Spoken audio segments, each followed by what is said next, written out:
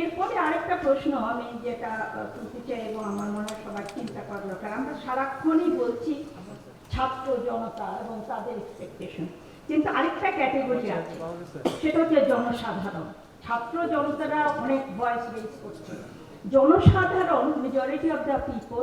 এবং তারা ইলেকশনের সময় হয়তো তারা তাদের ওপিনিয়নটা দিচ্ছে।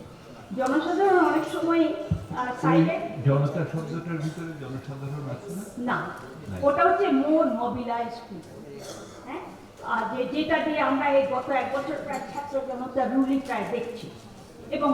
এটা 2000 লোকও হয়তো একটা প্রেশার সৃষ্টি করে ফেলতে পারে জনতা বলে, এবং জনতার নানান ক্যাটেগরিতে আমরা 1 বছর ধরে মবের বিরুদ্ধেও বলেছেন। হ্যাঁ, তো যাই হোক, কিন্তু আমি বলছি যে একটা দেশে